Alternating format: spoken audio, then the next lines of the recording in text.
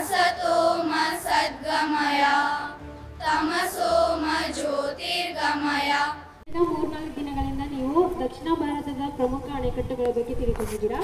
ಇವತ್ತು ಉತ್ತರ ಕರ್ನಾಟಕದ ಅಂದರೆ ಉತ್ತರ ಕರ್ನಾಟಕ ಭಾಗದಲ್ಲಿ ಇರುವಂತಹ ಪ್ರಮುಖ ಅಣೆಕಟ್ಟು ಆಲಮಟ್ಟಿ ಅಣೆಕಟ್ಟು. ಈ ಅಣೆಕಟ್ಟಿಗೆ ಲಾಲ್ ಬಹದ್ದೂರ್ ಶಾಸ್ತ್ರಿ ಅಣೆಕಟ್ಟು ಅಂತ ಕೂಡ ಕರೀತಾರೆ. ನಿಮ್ಮೆಲ್ಲರಿಗೂ ಗೊತ್ತಿದೆ, ಉತ್ತರ ಕರ್ನಾಟಕದ ಭಾಗದಲ್ಲಿ ಬಹುತೇಕ ಮಳೆ ಆಶ್ರಯಿತವಾದಂತಹ ಒಂದು ಭೂಪ್ರದೇಶಗಳನ್ನು ಹೊಂದಿರೋದು. ಸೊ ಹಾಗಾಗಿ ಇಲ್ಲಿನ ಜನರಿಗೆ ವ್ಯವಸಾಯಕ್ಕೆ ಮಲ್ಟಿಪರ್ಪಸ್ ರಿವರ್ ಪ್ರಾಜೆಕ್ಟ್ ಇದು ಕೂಡ ಒಂದು ಅಪ್ಪರ್ ಕೃಷ್ಣ ಪ್ರಾಜೆಕ್ಟ್ ಅಂತ ಕರಿತೀವಿ. ಕೃಷ್ಣಾ ನದಿಗೆ ಇದನ್ನ ಅಣೆಕಟ್ಟನ್ನು ಕಟ್ಟಿ ಸಾವಿರಾರು ಎಕರೆ ಜಮೀನುಗಳಿಗೆ ನೀರಾವರಿಯನ್ನು ಒದಗಿಸುವುದರ ಮುಖಾಂತರ ರೈತರ ಬಾಳಿಗೆ ಬೆಳಕನ್ನು ತಂದಂಥ ಒಂದು ಅತ್ಯದ್ಭುತ ಪರಿಕಲ್ಪನೆಯನ್ನು ಹೊಂದಿದಂಥ ಅಣೆಕಟ್ಟು ಇದಾಗಿದೆ. ಇದನ್ನು ಆಲ್ರೆಡಿ ಹೇಳಿದಂಗೆ ಕೃಷ್ಣಾ ನದಿಗೆ ಕಟ್ಟಲಾಗಿದ್ದು ಇದರಿಂದ ಉತ್ತರ ಕರ್ನಾಟಕದ ಬೆಳಗಾವಿ, ಬಾಗಲಕೋಟೆ ಮತ್ತಿತರ ಜಿಲ್ಲೆಗಳು ಸಾಕಷ್ಟು ಫಲಾನುಭವವನ್ನು ಪಡಿತಾ ಇದ್ದಾರೆ. ಇವತ್ತು ಈ ಅಣೆಕಟ್ಟಿನ ಬಗ್ಗೆ ಸವಿಸ್ತಾರವಾದಂಥ ಮಾಹಿತಿಯನ್ನು ನಮ್ಮ 7ನೇ ತರಗತಿ ಮಕ್ಕಳು ಮತ್ತು 8ನೇ ತರಗತಿ ಮಕ್ಕಳು ನಿಮ್ಮ ಮುಂದೆ ಪ್ರಸ್ತುತಪಡಿಸ್ತಾ ಇದ್ದಾರೆ.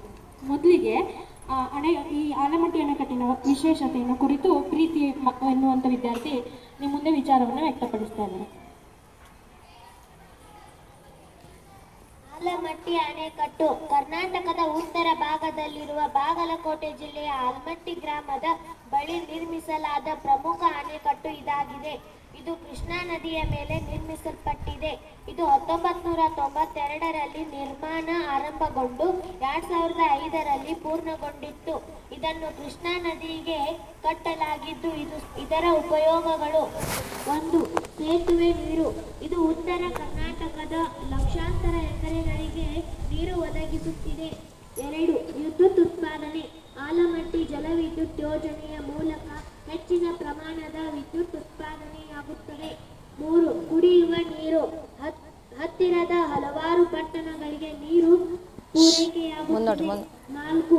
ಆಲಮಟ್ಟಿ ಜಲಾಶಯ, ಉದ್ಯಾನವನಗಳು, ಗಾರ್ಡನ್ಸ್, ದೇವಾಲಯಗಳು ಪ್ರವಾಸಿಗರನ್ನು ಆಕರ್ಷಿಸುತ್ತವೆ. ಧನ್ಯವಾದಗಳು.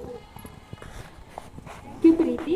ಈಗ ಆಲಮಟ್ಟಿ ಜಲಾಶಯದ ಉದ್ದೇಶಗಳನ್ನು ಕುರಿತು ಲಕ್ಷ್ಮಿ ಎನ್ನುವಂಥ ವಿದ್ಯಾರ್ಥಿ ಪ್ರಸ್ತುತಪಡಿಸ್ತಾ ಇದ್ದಾರೆ. ನೀರನ್ನು ಬಿಡುಗಡೆ ಮಾಡಲಾಗುತ್ತದೆ.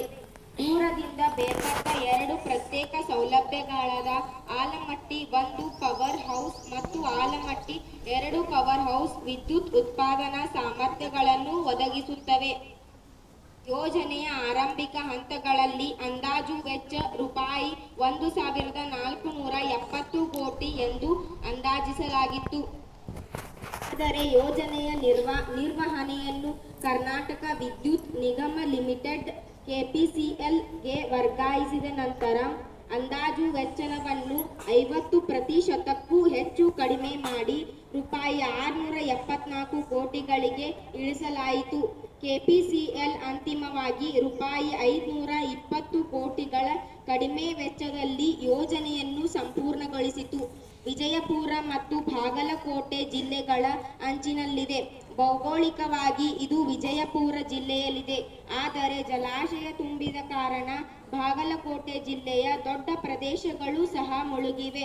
ಅಣೆಕಟ್ಟು 519 ಮೀಟರ್ MSLನಲ್ಲಿ 123.08 TMC ಒಟ್ಟು ನೀರಿನ ಸಂಗ್ರಹ ಸಾಮರ್ಥ್ಯವನ್ನು ಹೊಂದಿದೆ. ಅಣೆಕಟ್ಟಿನ ಹಿನ್ನೀರು ಬೇಸಿಗೆಯಲ್ಲಿ ಹಲವಾರು ವಲಸೆ ಹಕ್ಕಿಗಳಿಗೆ ಆತಿಥ್ಯ ವಹಿಸುತ್ತದೆ. ಧನ್ಯವಾದಗಳು.